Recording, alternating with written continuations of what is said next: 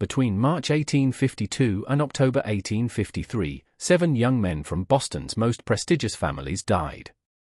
The city's coroner dismissed the circumstances as unfortunate accidents.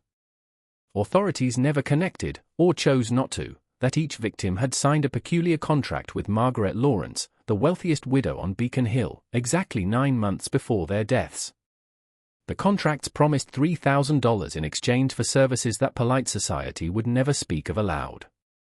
When Dr. Samuel Whitt began treating patients in the neighborhood surrounding the Lawrence mansion, he noticed something the city's elite had worked hard to conceal, a pattern of tragedy leading directly to one of Boston's most respected families.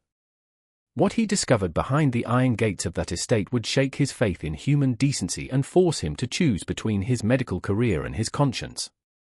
Before we continue with the story of the Lawrence family and the darkness that consumed Beacon Hill, we want to know where you are listening from. Subscribe to our channel and leave a comment telling us what state or city you call home. Your engagement helps us bring more stories like this to light. The truth about what happened in that mansion would remain buried for decades, hidden beneath layers of money, influence, and carefully maintained silence. But every secret, no matter how well protected, eventually finds its way into the light. In 1852, Boston stood at the height of its prosperity.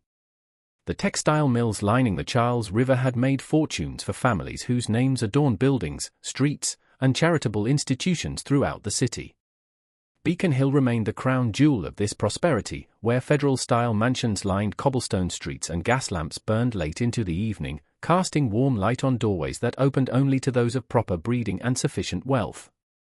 The Lawrence mansion occupied nearly half a block on Mount Vernon Street. Its red brick facade rose for stories above a granite foundation laid in 1798. Wrought iron fencing surrounded the property, and mature elm trees provided shade in summer and skeletal beauty in winter. The house had been built by shipping magnate Josiah Lawrence, whose fortune had grown exponentially during the Napoleonic Wars. His grandson, Thomas Lawrence, had expanded that fortune by investing heavily in the textile industry, transforming the family from merely wealthy to genuinely powerful. Thomas died suddenly in February 1851, leaving behind his widow, Margaret, and their 3 daughters, Catherine, aged 22, Elizabeth, aged 20, and Anne, aged 18. The circumstances of his death had raised some eyebrows: a fall down the grand staircase during a dinner party attended by 2 judges, a congressman, and the mayor himself. But the coroner had ruled it accidental without significant investigation. Thomas had been drinking that evening. Witnesses testified such tragedies occurred even in the finest homes. Margaret Lawrence had mourned appropriately, wearing black for the prescribed period, but those who knew her well noticed something unusual about her grief. She seemed less devastated than determined, as though her husband's death had freed her to pursue some long-delayed purpose. At 43, she remained a striking woman, tall and severe, with grey eyes that seemed to calculate the worth of everyone who entered her presence. She had been born Margaret von Haussmann in Prussia, immigrating to Boston with her parents in 1827 when she was 19 years old. Her father, a professor of natural philosophy, had secured a position at Harvard, and Margaret had quickly learned the manners and speech of Boston society, though she never entirely lost the slight accent that marked her as foreign-born. The neighborhood surrounding the Lawrence estate consisted primarily of similar households, wealthy families who had made their fortunes in shipping, textiles, or banking. The streets remained quiet during the day, disturbed only by the passage of carriages and the discreet comings and goings of servants. Children from these families attended the finest schools, and daughters were groomed for advantageous marriages that would unite fortunes and preserve the social order that kept Boston's elite firmly in control.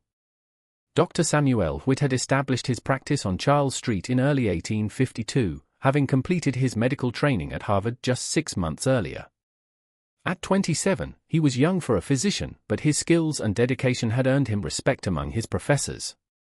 He had chosen to practice in Beacon Hill specifically because he believed he could serve the community while also building a reputation that would eventually allow him to open a teaching hospital. His own family background was respectable but modest. His father had been a school teacher in Salem, and Samuel had worked his way through medical school by tutoring wealthier students. His practice grew slowly at first. The established families of Beacon Hill already had their preferred physicians, men who had attended their fathers and grandfathers, whose discretion was legendary, and whose loyalty was assured. But Samuel had youth on his side and a willingness to make house calls at odd hours, and gradually he began to build a patient list that included merchants, clerks, and servants from the neighborhood. It was through treating servants that Samuel first heard whispers about the Lawrence household. A maid named Bridget O'Sullivan, suffering from a fever, had come to his office in late May 1852. As he examined her and prepared a tonic, she mentioned that her mistress was looking to hire additional household staff, particularly young women willing to work in a separate wing of the mansion. "Is it a large household?" Samuel had asked, making conversation. "Larger than you might think, Doctor," Bridget had replied, her voice carrying a strange tone. "Mrs. Lawrence keeps many rooms occupied, though few ever see who occupies them." Before Samuel could inquire further, Bridget had changed the subject, asking about her prognosis and when she might return to work. But the comment stayed with him, a peculiar phrasing that suggested something more than a wealthy widow's eccentricity. The Lawrence daughters were rarely seen in public. Before their father's death, they had attended church services at Trinity Church, had been presented at appropriate social functions, and had received callers on designated afternoons. But after Thomas Lawrence's funeral, they had retreated behind the walls of the mansion and remained there. When Samuel occasionally glimpsed them through windows during his walks through the neighborhood, they appeared pale and withdrawn, moving through the house like ghosts haunting their own home. Boston society operated according to strict rules in 1852. Rules that governed everything from appropriate mourning periods to acceptable topics of conversation. Women of the Lawrence daughters class were expected to marry well, produce heirs, and maintain the social position their families had worked generations to achieve. The fact that all three remained unmarried as they entered their 20s was unusual but not scandalous. Their father's death provided an acceptable excuse for delaying courtship, but that excuse would not last forever. The textile industry that had made the Lawrence fortune was entering a period of uncertainty. Competition from mills in Lowell and Lawrence threatened Boston's dominance, and the growing political tensions over slavery were disrupting cotton supplies from the South. Wealthy families understood that fortunes could be lost as quickly as they were made, and the preservation of wealth required constant vigilance and strategic planning. Margaret Lawrence had been raised in a different tradition than most Boston matrons. Her father's circle in Prussia had included natural philosophers, early anthropologists, and scholars interested in the scientific study of human heredity. While Boston's elite traced their bloodlines with pride, Margaret had been exposed to theories that went beyond simple genealogy, ideas about selective breeding, about the perfectibility of the human race through careful matching of superior specimens. These theories, popular in certain European academic circles, proposed that humanity could be improved through the same principles farmers used to breed better livestock. Such ideas were not entirely foreign to America. Thomas Jefferson himself had written about the importance of natural aristocracy, but Margaret had studied with professors who took these concepts further, who believed that systematic application of breeding principles could create a new kind of human being, superior in intelligence, health, and capability. When she had mentioned these theories to her late husband, Thomas had dismissed them as continental nonsense, unsuitable for discussion in respectable Boston society. Now, with Thomas dead and her daughters under her complete control, Margaret finally had the opportunity to test whether those theories held merit. The Lawrence fortune would not last forever, she understood. But if she could create a new generation that was genuinely superior, stronger, smarter, more capable, then her grandchildren would not merely preserve the family's position but surpass it entirely. They would be the beginning of a new aristocracy, one based not on accumulated wealth but on biological excellence. The first step in her plan required selecting appropriate fathers for these superior children. Margaret had spent months studying the genealogies of Boston's oldest families, tracing bloodlines back to the Mayflower and beyond, looking for patterns of longevity, intelligence, and physical robustness. She had consulted with a colleague of her father's who remained in contact through letters, a German physician named Hofmeister, who had published papers on heredity in obscure scientific journals. His advice had been clear: choose young men from families with documented histories of health and achievement. Ensure they are free from inherited defects and document the results carefully. But Margaret had no intention of allowing these young men to become permanent parts of her household. The children they sired would be raised according to her principles, educated in ways she determined, shaped into the superior beings she envisioned. The fathers were merely instruments, their purpose limited to providing the raw material. What happened to them afterward was simply a matter of practical necessity. The first young man to sign Margaret Lawrence's contract was Jonathan Lewell, aged 24, third son of a textile family whose mills employed 300 workers. He had come to the mansion on Charles Street on a wet afternoon in March 1852, responding to a note delivered to his lodgings by a well-dressed servant. The note had been cryptic but intriguing, a business opportunity that requires discretion and offers substantial compensation. Jonathan had been shown into a parlor decorated in the French style, with wallpaper depicting pastoral scenes and furniture upholstered in deep blue velvet. Margaret Lawrence had received him alone, which was itself unusual. Respectable widows did not typically meet unmarried young men without chaperones. She had offered him brandy, which he accepted, and then she had explained her proposition with a directness that left him momentarily speechless. "I have 3 daughters," she had said, her accent lending her words a peculiar formality. "They are of marriageable age, but I do not intend to marry them in the conventional manner. I require something different. I require men of excellent breeding who will agree to spend time with my daughters under specific circumstances for a specific purpose, and who will sign contracts ensuring their absolute silence about these arrangements." Jonathan had set down his brandy glass, uncertain whether he was being propositioned or offered some kind of business partnership. "I do not understand, Mrs. Lawrence. What purpose would this serve?"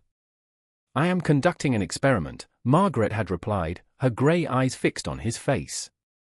"I believe that careful selection of parentage can produce superior offspring.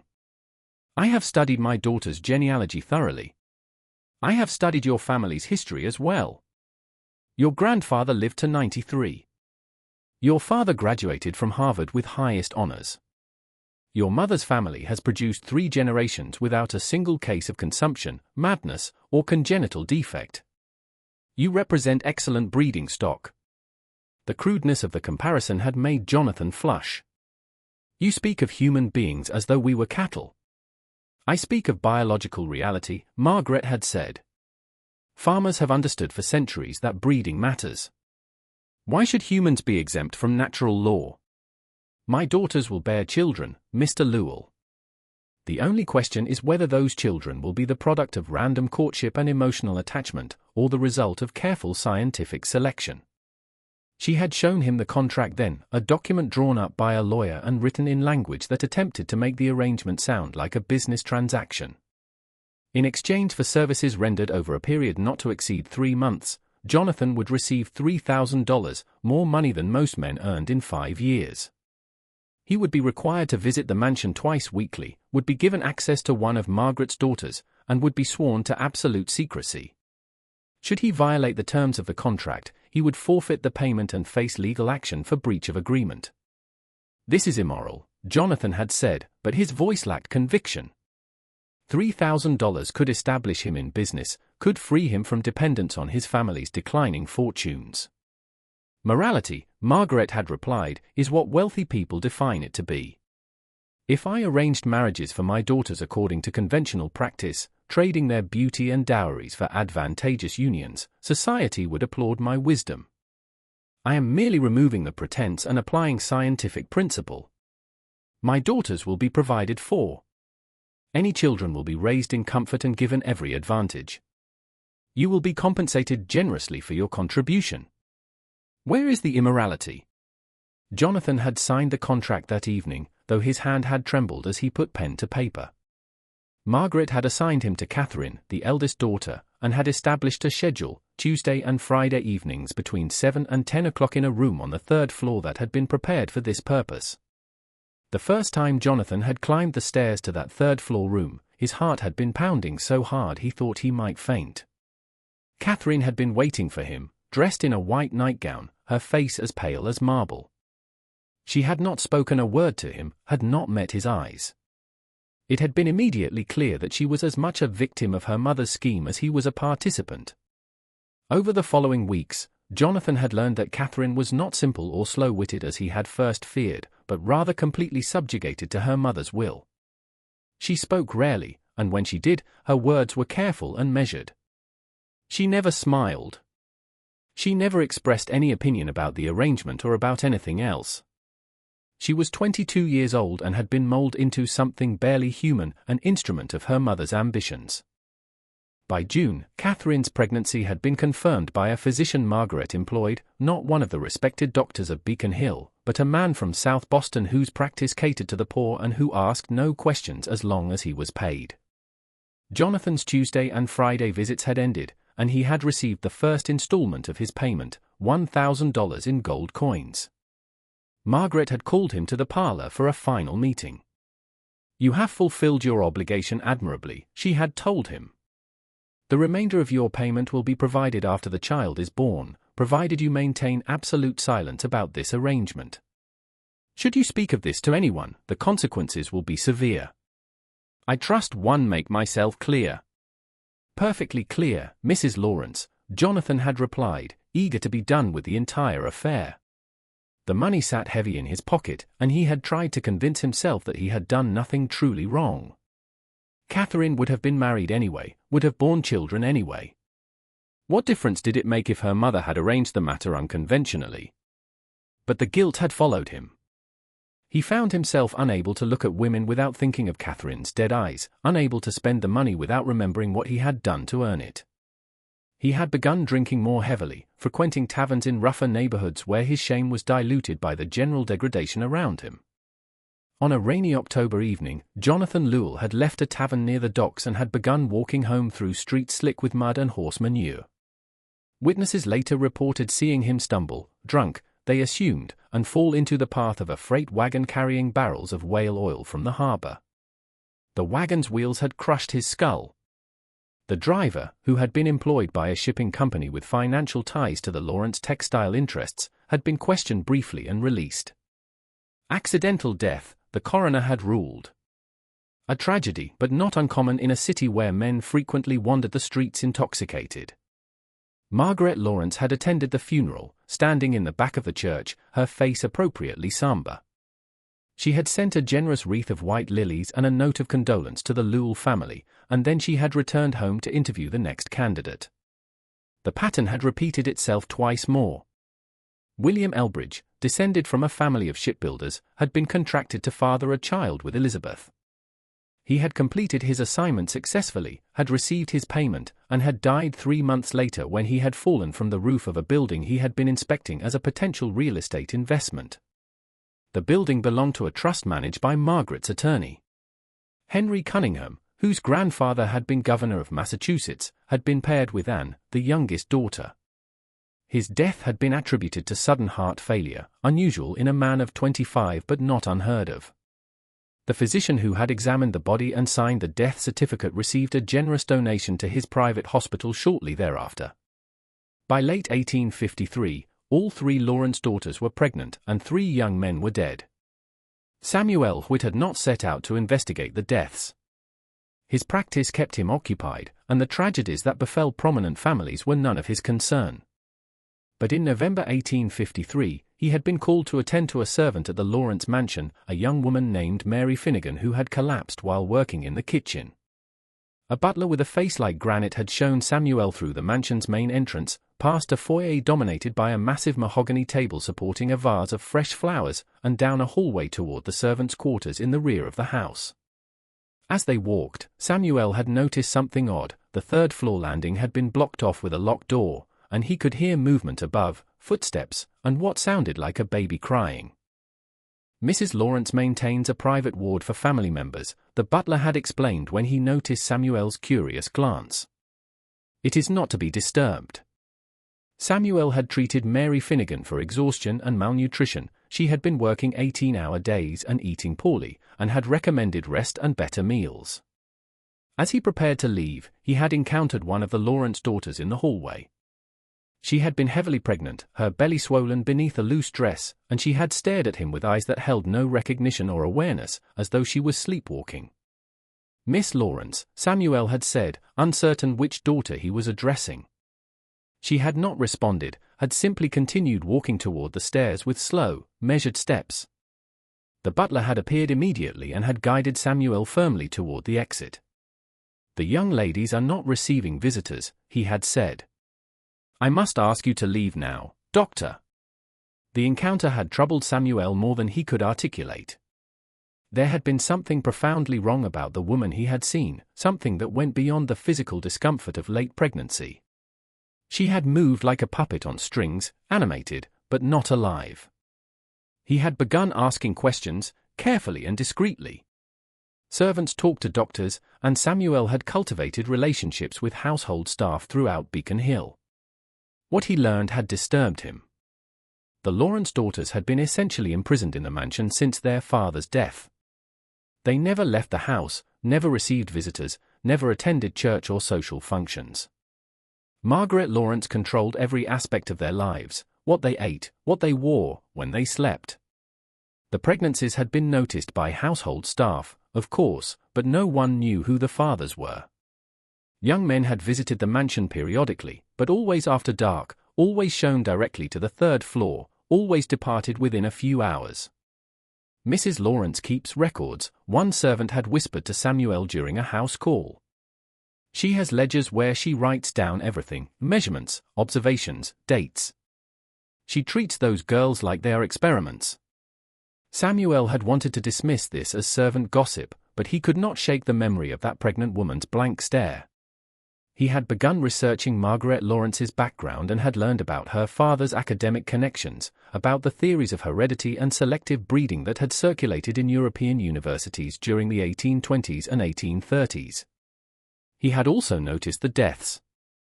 3 young men from excellent families, all dead within months of each other, all under circumstances that had been ruled accidental but that struck Samuel as suspicious. He had requested copies of the death certificates from the city registrar, a colleague from medical school who owed him a favor, and had studied them carefully. Jonathan Lewell, massive head trauma from wagon accident. But the coroner's report noted unusual bruising on his arms, consistent with being forcibly held. This detail had been mentioned in the notes but not emphasized in the official conclusion. William Elbridge, fall from height resulting in broken neck. But several witnesses had reported seeing him with 2 men shortly before his death, men who had not been identified or questioned. Henry Cunningham, heart failure. But the examining physician had noted needle marks on his arms, suggesting he might have been receiving injections of some kind. This detail had also been overlooked in the final report. 3 deaths. 3 young men who had all been seen entering the Lawrence mansion in the months before they died. 3 families who had accepted the official explanations without significant protest, which suggested either ignorance or deliberate silence bought with money and influence. Samuel had known then that he was looking at murder, but murder committed by someone with enough power to control coroners, policemen, and perhaps even judges. Murder that served some larger purpose he did not yet fully understand. In December 1853, Catherine Lawrence had given birth to a son. The birth had been attended by the same disreputable physician Margaret employed for all her private medical matters, and no announcement had been made to Boston society. The baby had been healthy, weighing 8 pounds with the Lewell family's distinctive dark hair and strong features. Margaret had examined the infant carefully, had measured his head circumference, had tested his reflexes, had recorded all her observations in leather-bound ledgers she kept locked in her study. The baby had passed her evaluation and had been installed in the 3rd-floor nursery, where he would be raised according to principles Margaret had developed after years of study. Elizabeth's daughter had been born in January 1854, and Anne's son in February. Both babies had been healthy, and both had been subjected to the same rigorous examination. Margaret's experiment was proceeding exactly as she had planned. But there had been a 4th pregnancy, one that had not been part of the original design. One of the young women Margaret had hired to work in the 3rd-floor nursery, a girl named Sophia Prescott, who came from a respectable but impoverished family, had caught the attention of William Elbridge during one of his visits. She had become pregnant, and though Margaret had initially been furious about this uncontrolled variable, she had decided to allow the pregnancy to continue. Sophia came from excellent bloodlines, her family traced their ancestry to Plymouth Colony, and the child might prove useful for comparison purposes.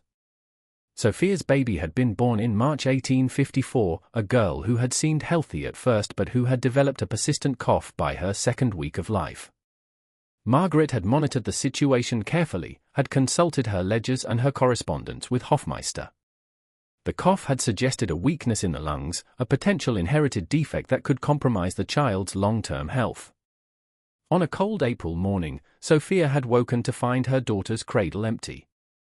When she had frantically searched the nursery and then run, screaming, through the halls, Margaret had met her with cold fury. The child was defective, Margaret had said simply. She has been removed. Where is she? Where is my baby? Sophia had sobbed, her voice echoing through the mansion. That is no longer your concern. You will be paid for your time, and you will leave this household today. If you speak of this to anyone, I will ensure you are institutionalized. Do you understand me? Sophia had understood. She had taken the money Margaret offered, $50, and had left the mansion that same morning, but she had not remained silent. Traumatized and desperate, she had gone to the only person she thought might help, the young doctor on Charles Street who had treated her once for a fever. Samuel Whitt had opened his door to find a hysterical young woman who could barely speak through her tears. When he finally understood what she was telling him, he had felt his blood turn cold. A missing baby. A woman who spoke of defects and removal with clinical detachment. A household where pregnant women were kept like breeding stock and their children evaluated like livestock. You must go to the police, Samuel had told Sophia. They will not listen to me, Sophia had replied, her voice breaking. Mrs. Lawrence has money, has connections. I am no one. They will call me mad, and they will lock me away just as she threatened. Samuel had known she was right. Margaret Lawrence's influence extended throughout Boston's power structure. Any accusation made against her would be dismissed, and the accuser would face consequences. But he had also known that he could not simply ignore what he had been told. Let me investigate, he had said quietly. If I can find proof of what she is doing, then we can go to the authorities with evidence they cannot ignore. Sophia had agreed, though she had looked at him with little hope. Samuel had given her money for lodging and had promised to contact her within the week. That night, Samuel had begun planning how to gain access to the third floor of the Lawrence mansion, where he was certain the answers lay hidden behind locked doors. Samuel's opportunity had come sooner than expected. In late April, he had received an urgent summons to the Lawrence mansion. One of the daughters was experiencing complications following childbirth and required immediate medical attention. When Samuel arrived, the butler had shown him directly to the third floor, unlocking the door with a large brass key and leading him up a narrow staircase that smelled of milk and laudanum. The third floor had been converted into a private ward with several bedrooms connected by a central corridor and a large nursery at the far end. And Lawrence, the youngest daughter, had been suffering from puerperal fever, her temperature dangerously high, her body racked with chills. Samuel had treated her with cold compresses and quinine, but he had known the prognosis was poor. Puerperal fever killed half the women it infected, and was already severely weakened. As he worked, Samuel had taken careful note of his surroundings. The rooms were well appointed but sterile, more like hospital wards than family quarters. The walls had been lined with bookshelves containing medical texts and scientific journals. A desk near the window had been covered with ledgers, their pages filled with neat handwriting, dates, measurements, observations. Margaret Lawrence had supervised his treatment of Anne, standing in the corner of the room and watching everything he did with those calculating grey eyes. She had shown no maternal warmth, no concern for her daughter's suffering. She had asked only clinical questions about the fever's progression and the likelihood of survival. If she dies, Margaret had said matter-of-factly, the child will require a wet nurse. Samuel had been shocked by her coldness but had said nothing. As a physician, he was required to maintain professional detachment, but he had never encountered a mother so utterly devoid of feeling for her own child. While Margaret had briefly left the room to instruct a servant about boiling water, Samuel had quickly examined the ledgers on the desk. What he had seen had confirmed his worst fears. Margaret had been keeping detailed records of everything. The names of the fathers she had selected, their family genealogies going back generations, medical histories documenting longevity and cause of death for ancestors. She had recorded the dates when each young man had visited the mansion, the dates when pregnancies had been confirmed, and elaborate notes about the physical characteristics she hoped to see in the resulting children. There had been additional notations that had made Samuel's blood run cold. JL disposal completed October 14th. No complications. WE disposal completed November 3rd, method effective. HC disposal completed December 9th, injection method successful. The ledgers had documented murder, carefully planned and executed with the clinical efficiency of a farmer culling inferior breeding stock. But even more disturbing had been the pages devoted to the children themselves. Each baby had been given a designation rather than a name: Subject A1, Catherine's son; Subject B1, Elizabeth's daughter; Subject C1, and son; and Subject D1, Sophia's daughter.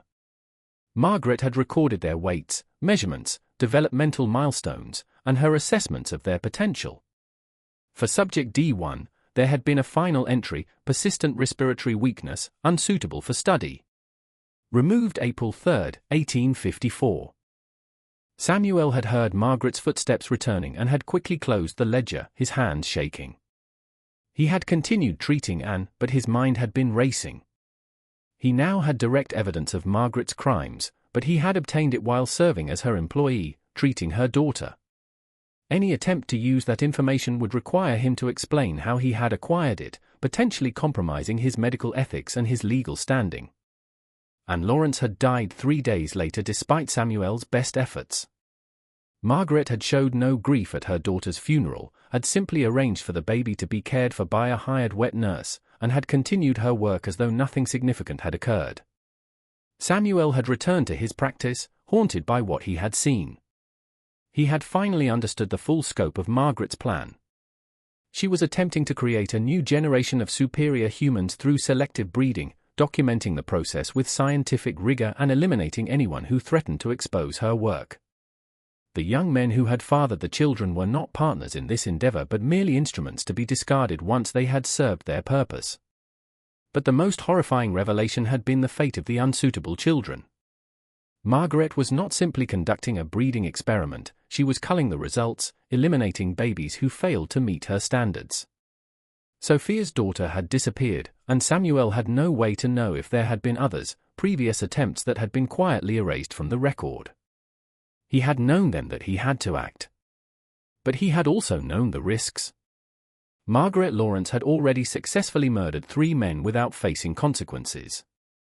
She had influence over police, coroners, and city officials.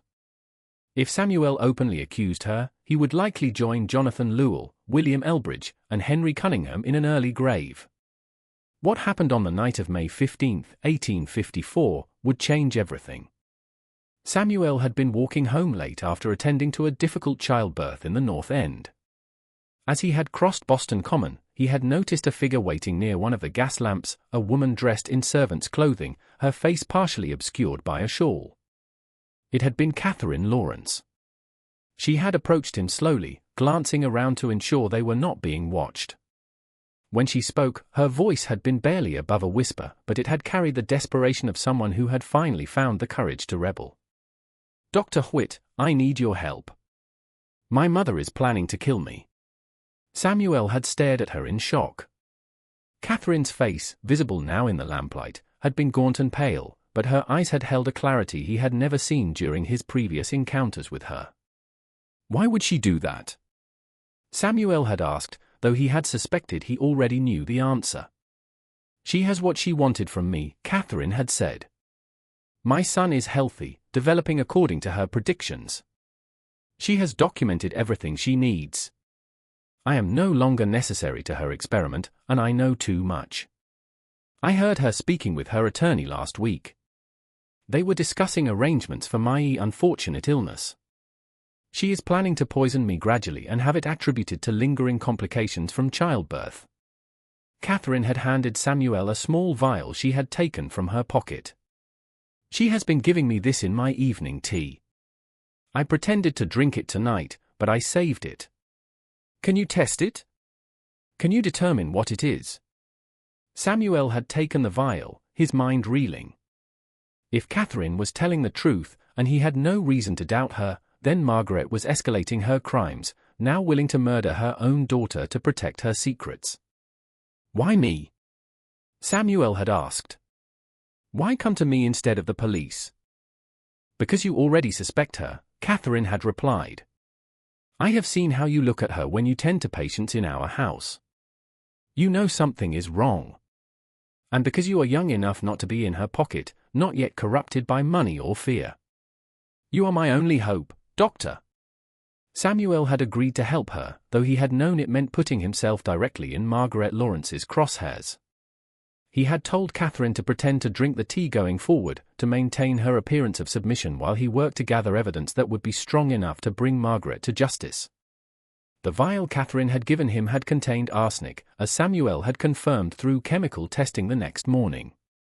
It had been diluted enough to avoid causing immediate dramatic symptoms, but regular doses would have eventually resulted in organ failure that could easily be attributed to natural causes, especially in a woman already weakened by childbirth. Samuel had been faced with an impossible choice. He had evidence now, the vial of poison, the testimony of Margaret's daughter, his own observations from the third floor. But was it enough? Margaret's wealth and influence might still prove insurmountable, especially if she realized she had been exposed and moved quickly to eliminate witnesses. He had needed more. He had needed proof so damning, so undeniable that even Margaret's connections could not save her? Samuel had begun his investigation by researching Margaret's background more thoroughly, traveling to Harvard to access the university's records. He had discovered that Margaret's father, Professor Klaus von Haussmann, had been dismissed from his position in 1835 under circumstances that had been carefully obscured in official records. But Samuel had found a letter in the archives written by the university president to the board of overseers that had explained the true reason for von Haussmann's dismissal.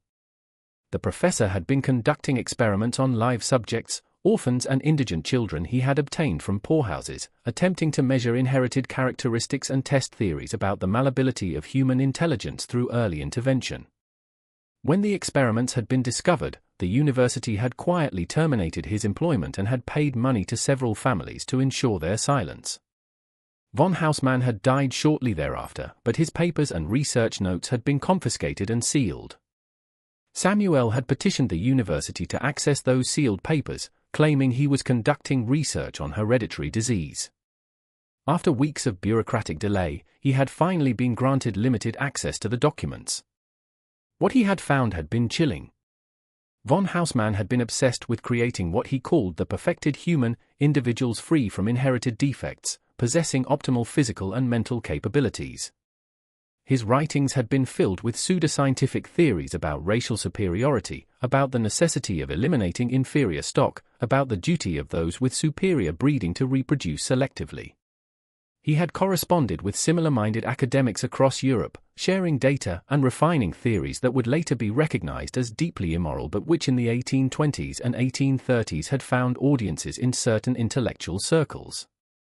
Among von Haussmann's papers, Samuel had found letters from his daughter Margaret written between 1845 and 1850. These letters had revealed that Margaret had not merely absorbed her father's theories, she had expanded upon them, had refined them, had waited patiently for the opportunity to put them into practice. Her marriage to Thomas Lawrence had been strategic, she had written. Chosen specifically because Thomas came from a family with documented longevity and robust health. But Thomas himself had been an obstacle, his conventional morality and religious convictions making him unsuitable as a true partner in her life's work. One letter, dated November 1850, had been particularly revealing. "Father, I have concluded that Thomas must be removed. He has discovered some of my preparations and has threatened to have me institutionalized if I persist in what he calls unnatural philosophies. He does not understand that we stand on the threshold of human transformation, that the methods you pioneered can be perfected. I have secured the support of several men of influence who share our vision, men who understand that Boston's future depends on cultivating superior bloodlines. Once Thomas is gone, I will have the freedom and resources to proceed. The experiment will be my legacy to your memory. Samuel had stared at that letter for a long time, understanding finally that Thomas Lawrence's death had been no accident. Margaret had murdered her own husband to clear the way for her experiment, and she had done so with the assistance of powerful conspirators, men whose identities Samuel still needed to uncover. He had copied several of the most damning documents, working late into the night in the Harvard archives, knowing that this evidence could be suppressed or destroyed if Margaret learned of his investigation. The question now was how to use this information without putting himself and Catherine at immediate risk. The answer had come from an unexpected source. In early June 1854, Samuel had received a visitor at his practice, a lawyer named Josiah Fletcher, a man in his 60s with the careful demeanor of someone who had spent decades navigating Boston's complex social hierarchies. Fletcher had closed the door behind him and had spoken quietly. "Dr. Whitt, I represent the interests of the Lewell family. I understand you have been making inquiries about the death of Jonathan Lewell." Samuel's heart had begun racing, uncertain whether this was a threat or an opportunity. "I am a physician, Mr. Fletcher. I take an interest in any death that seems inconsistent with the official explanation." "As do I," Fletcher had replied. "Jonathan's father came to me several months ago with concerns about his son's final weeks.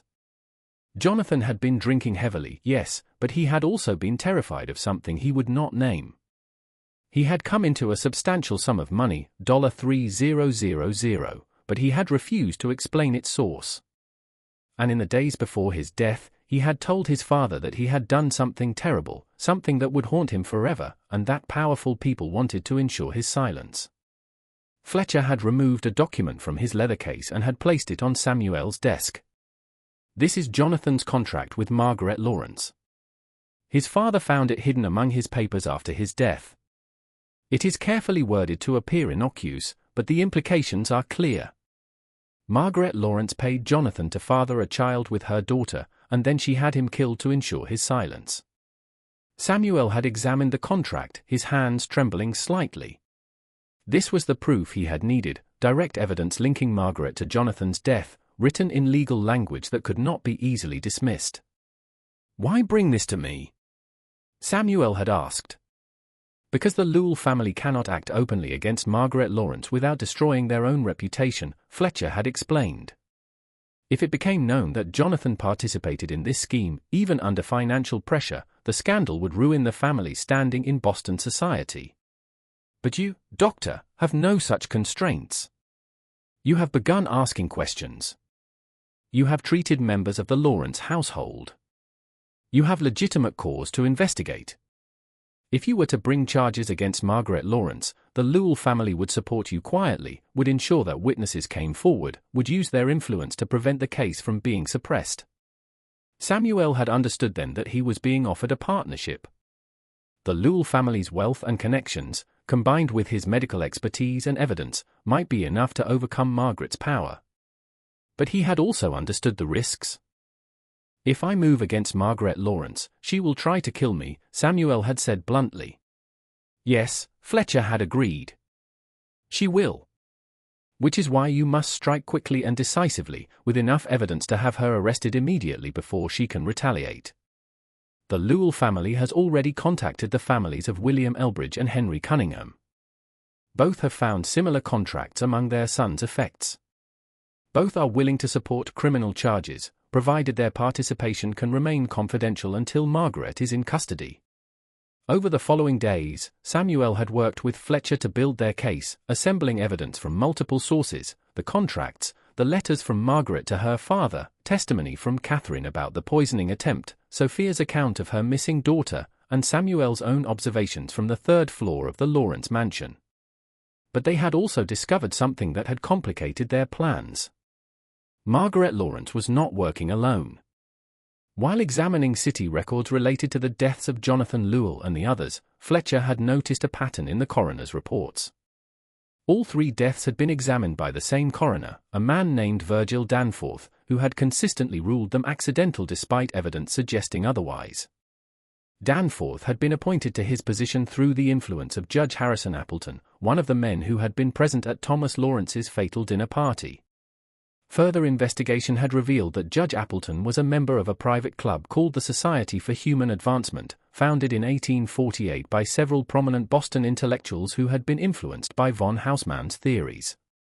The society met monthly at a private residence on Louisburg Square, and its membership included several judges, 2 state legislators, a newspaper publisher, and the mayor's chief legal advisor.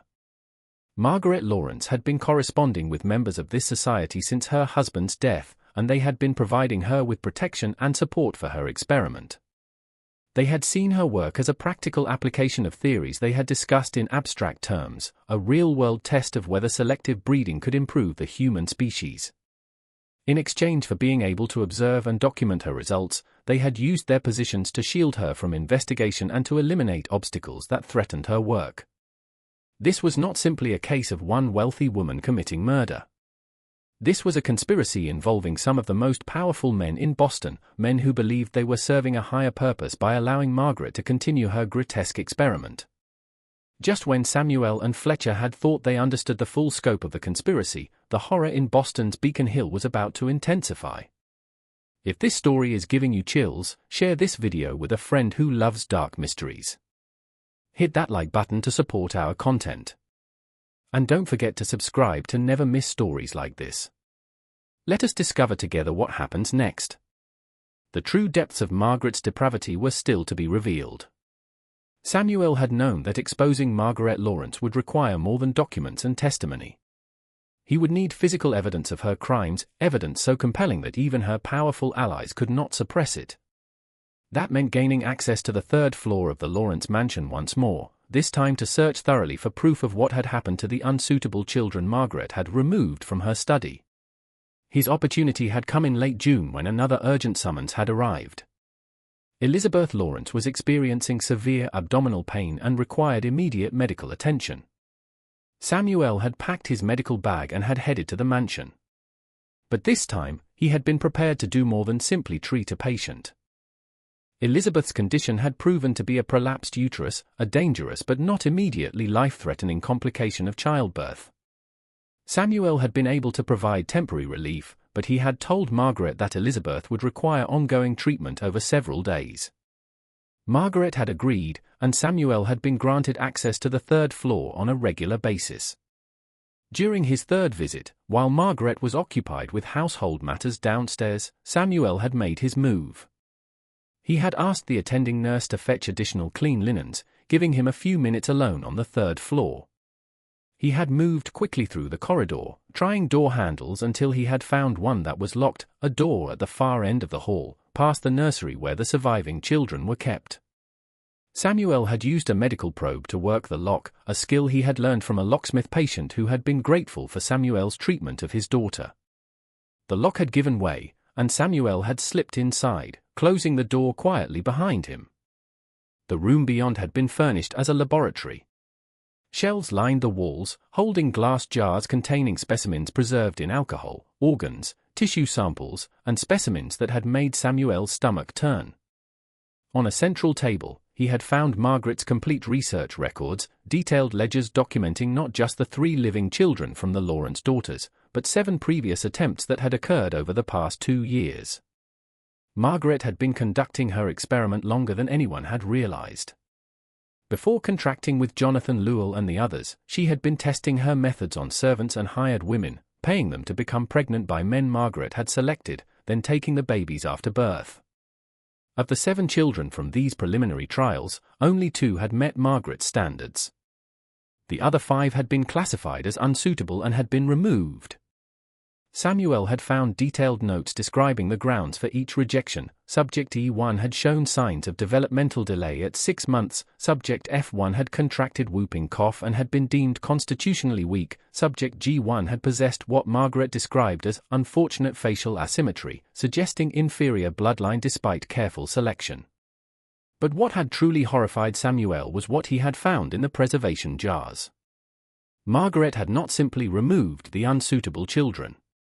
She had been conducting autopsies on them, dissecting their organs, documenting her findings with scientific precision. She had been attempting to identify physical markers of inferiority that could be detected earlier, so that future subjects could be eliminated before significant resources were invested in their care. The children had been killed, suffocated, Samuel had determined from Margaret's clinical descriptions, and then their bodies had been used as research materials. Margaret had been treating human infants like laboratory specimens, with no more moral consideration than a scientist might give to dissecting a frog. Samuel had been photographing the ledger pages with a small camera he had borrowed, a recent innovation that was becoming more common in medical documentation, when he had heard footsteps approaching in the hallway. He had quickly closed the ledgers, had pocketed the photographic plates, and had been examining the preservation jars more closely when the door had opened. Margaret Lawrence had stood in the doorway, her face utterly composed, showing no surprise or alarm at finding Samuel in her private laboratory. "I wondered how long it would take you," she had said calmly. "You have been asking too many questions, Dr. Whit, making inquiries at Harvard, consulting with lawyers, treating my daughters with an unusual level of concern. I have been watching you." Samuel had felt his hand move toward his medical bag, where he had concealed a small pistol Fletcher had insisted he carry, but Margaret had smiled, a cold expression that had never reached her eyes. "There is no need for violence, Doctor. We are both civilized people. Surely we can discuss this rationally." "You have murdered children," Samuel had said, his voice shaking with rage and horror. "You have killed the fathers of your grandchildren. You have poisoned your own daughter. There is nothing rational about what you have done." "On the contrary," Margaret had replied, moving into the room and closing the door behind her. "What I have done is entirely rational. I have applied scientific principles to the improvement of the human species. Every farmer culls inferior livestock. Every gardener removes weak seedlings. Why should humans be exempt from these same principles of selection? The children I removed would have lived unremarkable lives, contributing nothing of value to society. The men I eliminated had fulfilled their purpose and had become liabilities. These were rational decisions made in service of a greater goal." "And what goal could possibly justify murdering children?" Samuel had demanded. "The creation of a superior human line," Margaret had answered, her voice carrying the certainty of true fanaticism. "In 3 generations, my descendants will be healthier, more intelligent, more capable than ordinary humans. They will be the foundation of a new aristocracy, one based not on accumulated wealth, but on biological excellence. They will lead this nation into a future of unprecedented achievement. Can you not see the magnificence of this vision?" Samuel had stared at her, recognizing finally that he was not dealing with simple criminality but with genuine madness dressed in the language of science. Margaret Lawrence truly believed she was serving humanity through her monstrous actions. "You will never see that future," Samuel had said. "I have evidence of everything you have done. Contracts, correspondence, witness testimony. I am taking you to the authorities today." Margaret's expression had not changed. "No, Dr. Whit, you are not. Because if you attempt to expose me, I will ensure that everyone you care about suffers. Your practice will be destroyed by accusations of incompetence. Your family in Salem will face financial ruin through lawsuits. And you will be found dead, another unfortunate victim of the violence that plagues our city.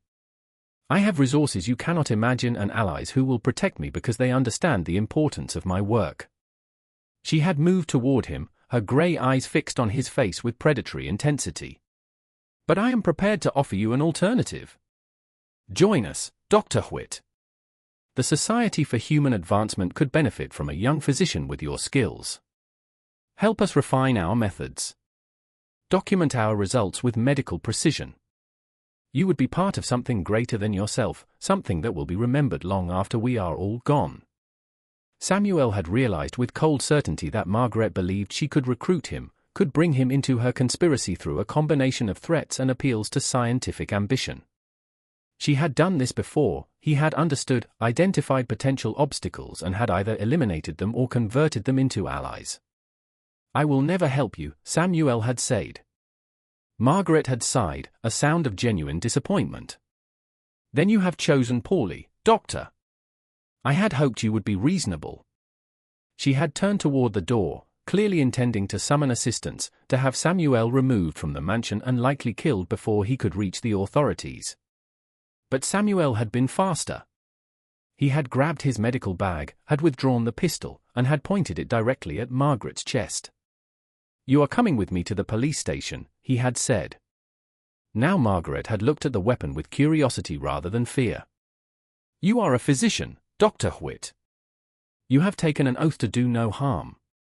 You will not shoot me." "You are correct that I will not shoot to kill," Samuel had replied. "But I will gladly wound you if necessary. A bullet through your shoulder will not be fatal, but it will ensure you cannot escape while I summon the authorities. Your choice, Mrs. Lawrence." For the first time, Samuel had seen uncertainty in Margaret's face. She had calculated the odds and had realized that Samuel might actually fire. Her hand, which had been reaching for the door handle, had hesitated.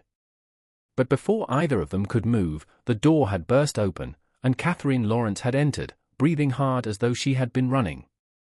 In her hand, she had held a kitchen knife, its blade catching the afternoon light from the laboratory windows. "Step away from my mother," Catherine had said, her voice carrying an edge Samuel had never heard before. Samuel had stared at her in confusion. "Catherine, she has been poisoning you. She planned to kill you." "I am trying to help." "I know what she planned," Catherine had interrupted. "And I know what you discovered. But you do not understand everything, Dr. Whit. You do not understand what we have become." Margaret had smiled then, a genuine expression of satisfaction. "Catherine has proven to be more adaptable than I anticipated." "Tell him, my dear." Catherine had moved closer, the knife still held firmly in her hand. "For months, I did what my mother demanded because I was terrified. I was a prisoner in this house, forced to bear a child by a stranger, treated like livestock. But then I realized something. Doctor, my mother is correct. Not about everything, but about the fundamental principle. We live in a world that values strength over weakness, intelligence over ignorance, capability over mediocrity. My son will grow up with every advantage: wealth, education, health. He will be superior to ordinary children not because of some mystical bloodline, but because of the resources and knowledge that will be invested in his development." "She has been murdering children," Samuel had said desperately. "How can you possibly defend that?" "I have seen the children my mother removed," Catherine had replied, her voice cold. "Some were sickly, some were malformed, some showed signs of idiocy or other defects. Would it have been more merciful to let them live diminished lives, to suffer through childhood and die young anyway, or to burden families who could not properly care for them? My mother made difficult decisions, yes, but she made them based on reason and observation, not sentiment." Samuel had realized then that Margaret had not just imprisoned her daughters, she had indoctrinated them, had gradually converted them from victims into willing participants in her horrific experiment. Catherine had developed what physicians were beginning to call identification with the captor, a psychological adaptation in which prisoners came to adopt the beliefs and goals of those who held them captive. "Elizabeth feels the same way," Catherine had continued, and did before she died. "We understand now what our mother is trying to achieve, and we will not let you destroy it." The situation had deteriorated rapidly. Samuel had been trapped in the laboratory with two women who were prepared to kill him to protect their secret, and his only weapon was a pistol he was genuinely reluctant to use. He had trained as a physician to save lives, not to take them. And the thought of shooting Catherine, even in self-defense, had been nearly unbearable. But he had also known that if he did not escape that room, he would never leave the Lawrence mansion alive. The confrontation in Margaret's laboratory had lasted only seconds, but for Samuel, time had seemed to slow. Each detail burned into his memory with crystalline clarity. Catherine had been moving toward him, the kitchen knife held with surprising competence, her face set with determination. Margaret had been backing toward a cabinet on the wall where Samuel had suspected she kept additional weapons or perhaps chemicals that could be weaponized. Samuel had made his decision in an instant. He had swung his medical bag hard at Catherine's knife hand, connecting solidly enough to make her cry out and drop the blade. Then he had lunged for the door, yanking it open and running into the corridor. Behind him, he had heard Margaret shouting for the servants, her voice sharp with command. Footsteps had thundered up the staircase, the butler and 2 other male servants, all of them physically larger and stronger than Samuel. Samuel had run toward the main staircase, but it had been blocked by the approaching servants. He had reversed direction, sprinting toward the back stairs that led down to the kitchen level. Behind him, he had heard Catherine screaming, "Stop him! He has stolen documents.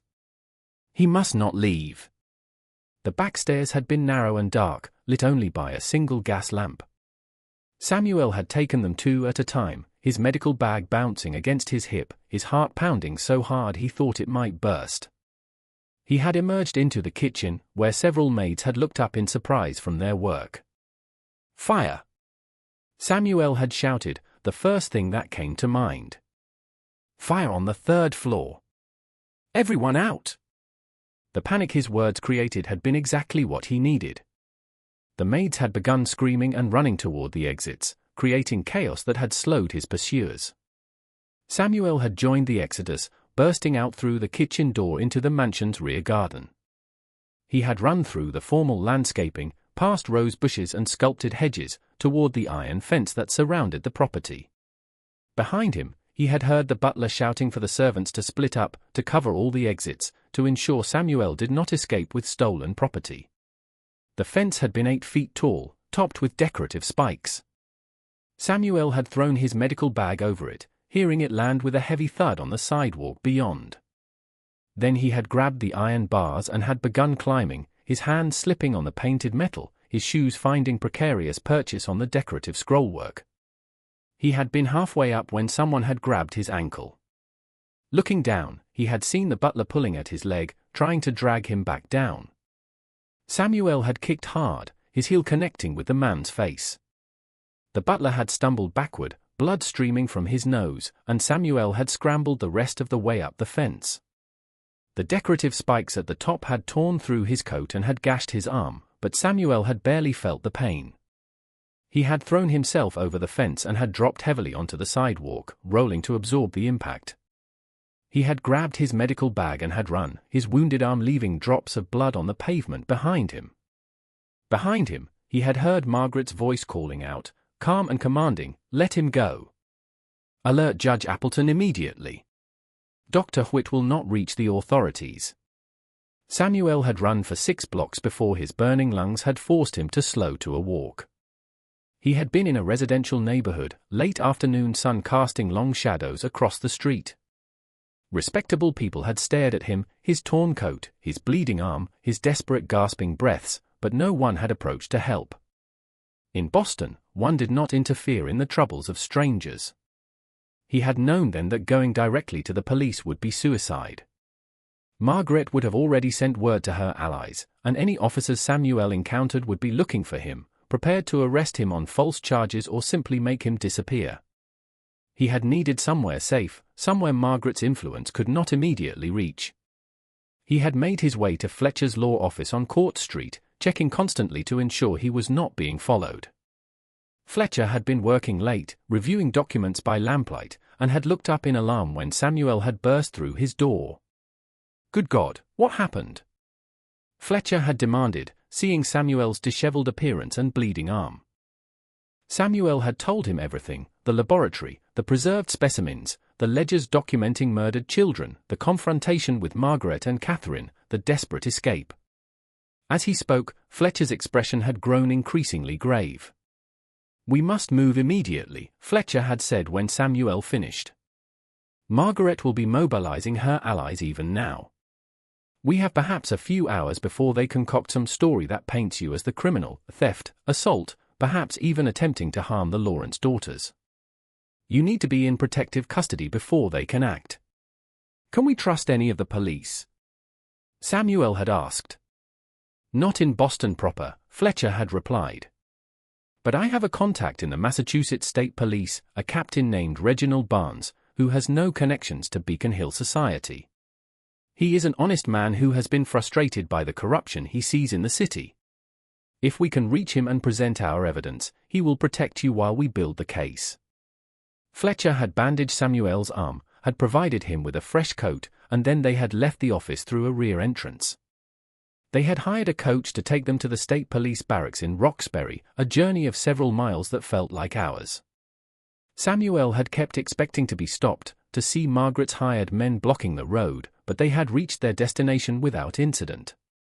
Captain Barnes had been a square-jawed man in his 50s with the weathered face of someone who had spent years dealing with criminals.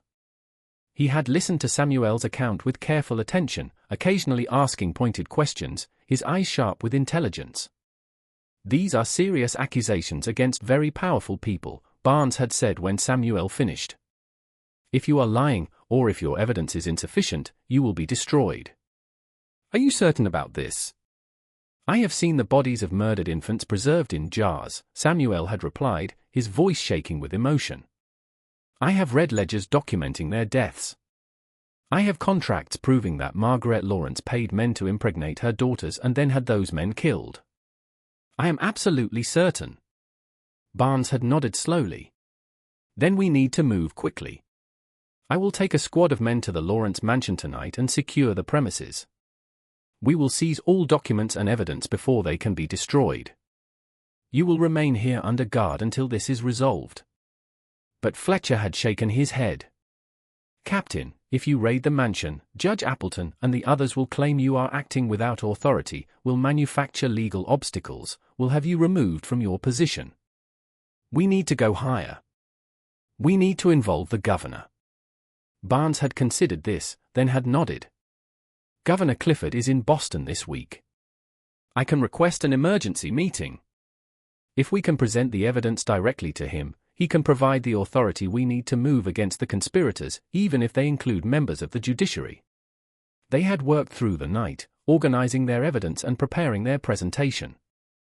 Samuel had provided his photographs of the ledger pages, the contract supplied by the Lewell family, Catherine's testimony about the poisoning attempt, Sophia's account of her missing daughter, and his own detailed observations from the third floor. By dawn, they had been ready. Captain Barnes had sent a messenger to the governor's residence, requesting an urgent meeting on matters of public safety and criminal conspiracy. The response had come within an hour. Governor Clifford would see them at 8 o'clock that morning. Samuel had felt hope for the first time since escaping the Lawrence mansion. Perhaps they actually could bring Margaret and her conspirators to justice. Perhaps the evidence would be strong enough to overcome even their considerable influence. But as they had prepared to leave for the governor's residence, a messenger had arrived with news that had changed everything. The Lawrence mansion had burned during the night. The fire had been discovered around 3 o'clock in the morning, and by the time the volunteer fire brigade had arrived, the entire structure had been engulfed in flames. The fire had burned so hot and spread so quickly that nothing could be saved. The mansion had been reduced to a smoking ruin, and everyone inside, Margaret Lawrence, her 2 surviving daughters, the 3 infants, and all the household servants, had perished. Samuel had stood in the captain's office, feeling as though the floor had dropped out from beneath him. All the evidence he needed had been in that mansion, the laboratory, the ledgers, the preserved specimens. And now it was gone, destroyed in a fire so convenient it could only have been deliberately set. "She burned it," Samuel had said quietly. "Margaret knew we were coming for her, so she destroyed everything. She killed her own daughters and grandchildren to protect her secrets." But Fletcher had been studying the messenger's face, noting something in his expression. "What are you not telling us?" the lawyer had asked. The messenger, a young police officer, had shifted uncomfortably. "Sir, there is something strange about the fire. The bodies we have recovered, there are not enough of them. We found remains in the rubble, yes, but not as many as there should have been if everyone in the household died. And there is more. A carriage was seen leaving the mansion around midnight, several hours before the fire started. The driver has not been located." Samuel's mind had raced. If Margaret had escaped, if she had taken the children and fled before setting the fire, then she might still be brought to justice. But where would she go? She could not remain in Boston, too many people now knew about her crimes. She would need to disappear completely, to start over somewhere her name and face were unknown. The docks, Fletcher had said suddenly. If she left Boston, she would go by ship. We need to check departures from last night and this morning. Captain Barnes had immediately dispatched officers to the harbor with orders to check passenger manifests for any ships that had departed since midnight. Samuel, Fletcher, and Barnes had then proceeded to their meeting with Governor Clifford, where they had presented their evidence and explained what had happened. Governor Clifford had been a practical politician, less interested in the ethical implications of Margaret's experiment than in the political scandal it represented. "You are telling me that several judges, legislators, and the mayor's own advisor have been complicit in multiple murders," he had said, his face darkening. "If this becomes public, it will destroy confidence in the entire government." Which is precisely why it must become public, Fletcher had argued. These men have betrayed the trust of the people they were sworn to serve.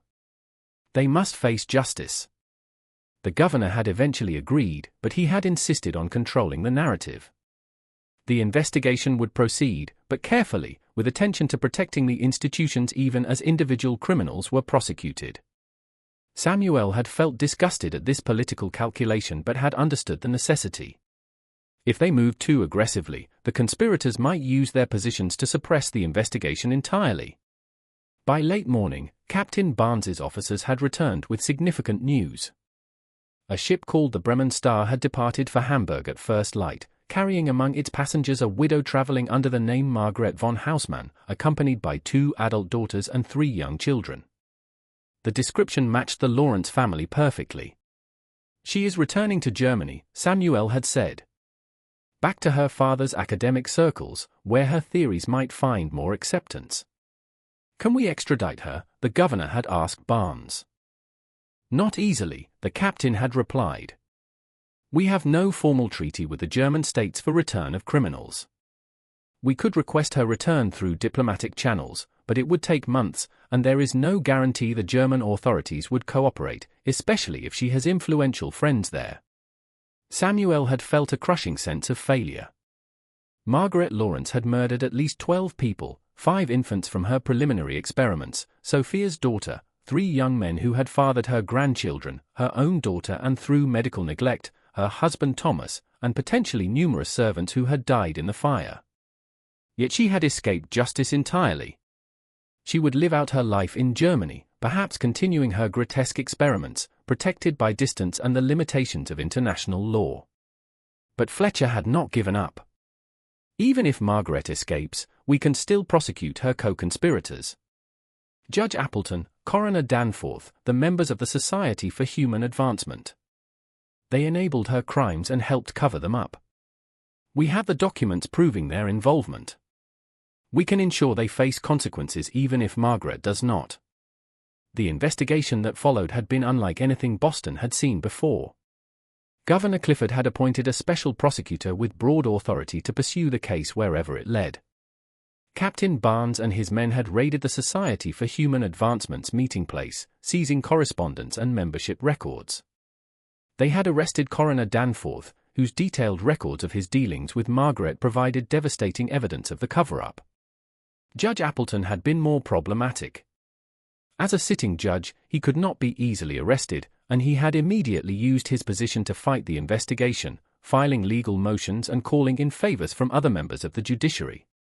But the evidence against him had been substantial: letters he had written to Margaret offering his support, records of payments he had received to ensure favorable rulings, testimony from servants who had seen him visiting the Lawrence mansion late at night. The scandal had erupted across Boston in July 1854. Newspapers had published lurid accounts of the Beacon Hill conspiracy, though many details had been suppressed to protect the families involved. The public had been shocked to learn that some of their most respected citizens had been complicit in murder and criminal conspiracy, all in service of pseudoscientific theories about human breeding. The trials had begun in August. Coroner Danforth, faced with overwhelming evidence, had agreed to testify against the others in exchange for a reduced sentence. His testimony had exposed the full extent of the conspiracy, not just the murders Margaret had committed, but also earlier crimes that had been covered up, suspicious deaths that had been ruled accidental, evidence that had been destroyed or falsified. Judge Appleton had fought to the end, using every legal maneuver available, but his position had become untenable when 3 other members of the Society for Human Advancement had turned state's evidence. In October 1854, he had been convicted of conspiracy to commit murder and had been sentenced to 20 years in prison. The trial had been sensational, drawing observers from across the country, though many of the most disturbing details, the preserved infant bodies, the detailed breeding records, had been presented in closed sessions to protect public decency. Other members of the society had faced varying consequences. 2 legislators had resigned in disgrace. The mayor's legal advisor had been dismissed and had fled to Canada. The newspaper publisher had used his influence to avoid criminal charges but had been forced to sell his publications and retreat from public life. Catherine and Elizabeth Lawrence had never been found. Whether they had truly escaped to Germany with Margaret or had died in the mansion fire remained unclear.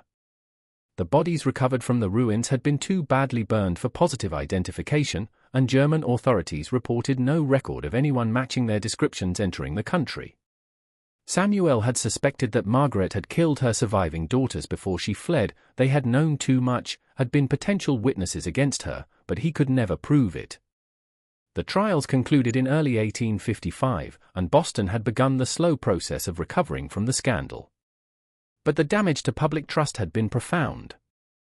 Citizens had learned that their most respected institutions, the courts, the police, the government, could be corrupted by wealth and influence, that horrific crimes could be committed and covered up by those in power. Samuel Whitt had become something of a public figure, praised by reformers as an example of moral courage and vilified by Boston's elite as a troublemaker who had destroyed respected families. His medical practice had suffered. Many of Beacon Hill's wealthy residents had refused to see him, considering him a traitor to his class. But he had gained new patients among merchants, working men, and immigrants who respected what he had done. Sophia Prescott, the young woman whose daughter had been among Margaret's victims, had provided testimony during the trials that had moved many observers to tears. She had described watching her baby taken away, had spoken of her months of wondering what had happened to her child, and had finally learned the truth through Samuel's investigation. The public sympathy she had received had led to a small pension being established for her by the state, acknowledgement that she had been a victim of crimes the government had failed to prevent. Fletcher had continued his legal work, but he had become increasingly focused on reform efforts, pushing for laws that would make it harder for wealthy individuals to escape justice through corruption and influence. He had drafted legislation requiring multiple physicians to sign off on suspicious death certificates, creating oversight that might have prevented Coroner Danforth's cover-ups. The 3 surviving children, Catherine's son, Elizabeth's daughter, and Anne's son, had been placed with relatives of their biological fathers after extensive legal battles. The Lewell family had taken Catherine's boy, the Elbridge family had accepted Elizabeth's daughter, and the Cunningham family had reluctantly agreed to raise Anne's son. These children would grow up knowing nothing of their origins, nothing of the horrific circumstances of their conception, protected by families who had agreed to bury the past completely. The mansion's ruins had been cleared away, and the property had eventually been sold to a textile merchant who had built a new home on the site. But Beacon Hill residents would always remember what had stood there before, and mothers walking past with their children would quicken their pace, as though evil might still linger in the very ground. Samuel had received a letter in March 1855, postmarked from Hamburg. It had contained no return address, no signature, only a few lines written in elegant script. Dr. Whitt, you believe you have won, but you have merely delayed the inevitable. The principles I applied remain valid regardless of your small-minded morality. In Germany, I have found colleagues who understand the importance of my work. The experiment continues, and in time, the results will vindicate everything I have done. You saved no one. You merely ensured that progress will occur beyond your reach, beyond your ability to interfere. History will remember me as a pioneer, and you as the man who tried to hold back the tide of human advancement. Samuel had burned the letter, but its words had haunted him. Margaret Lawrence was still out there, still pursuing her grotesque vision, and he was powerless to stop her. He had saved lives in Boston, had exposed a conspiracy, had brought criminals to justice. But the architect of it all had escaped, and somewhere in Europe, she might be continuing her experiments, creating new victims he would never know about. Years later, in 1867, Samuel had received a visit from a German physician named Dr. Wilhelm Hartmann, who had been traveling through America studying medical practices. Over dinner, Hartmann had mentioned that he had once encountered a strange case in Hamburg, a wealthy widow who had been operating a private children's home, claiming to be conducting educational experiments on orphans. The authorities had eventually investigated, Hartmann had said, after several children died under mysterious circumstances. The woman had fled before she could be arrested, taking several children with her. Her name had been von Hausmann, if I recall correctly. The case had caused quite a scandal.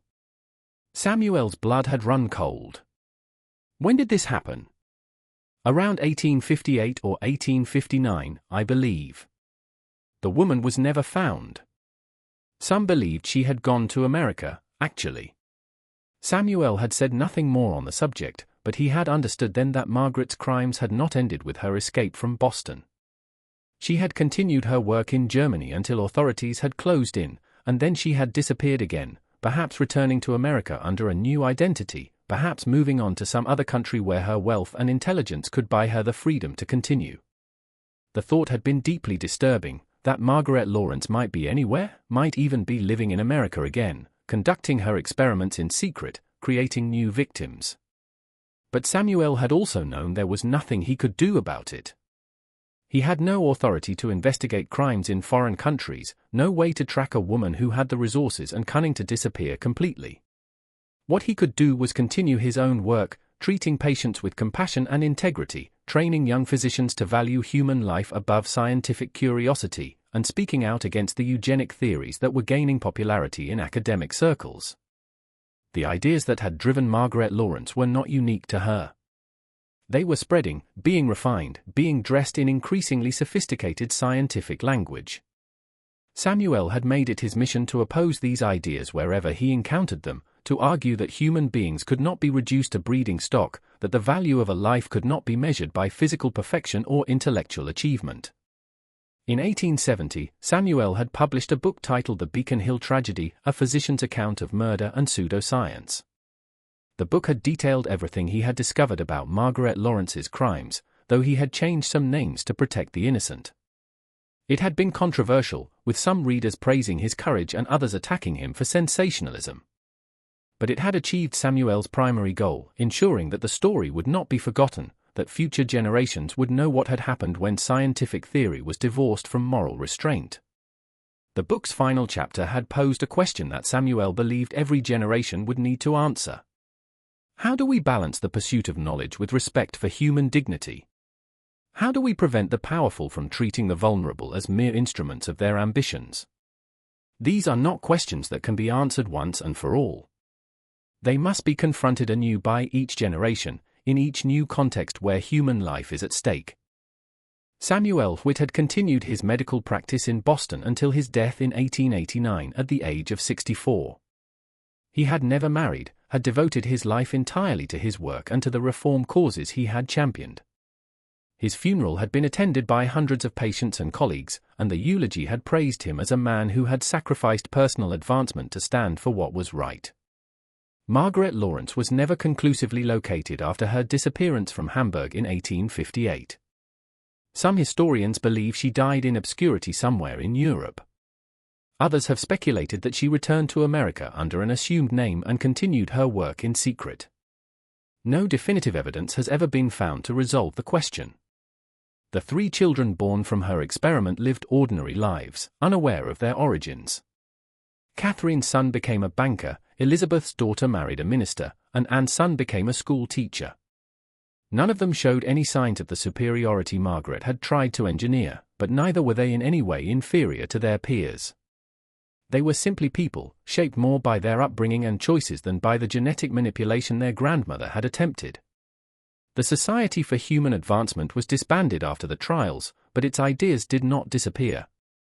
The eugenic theories that had motivated Margaret Lawrence would gain renewed influence in the late 19th and early 20th centuries, leading to forced sterilization programs, immigration restrictions based on racial theories, and ultimately contributing to some of the greatest atrocities of the modern era.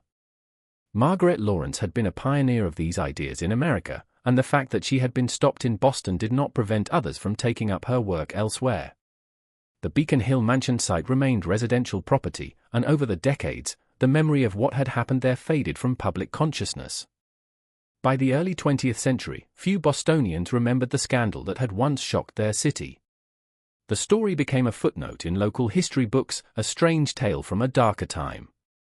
But the questions Margaret Lawrence had raised about human improvement, about the role of science in shaping society, about who has the right to determine which lives are valuable, those questions never disappeared. They remain with us today in different forms, demanding answers that are no easier now than they were in 1854. This mystery shows us that the greatest horrors often come not from supernatural forces, but from human beings who believe their intelligence gives them the right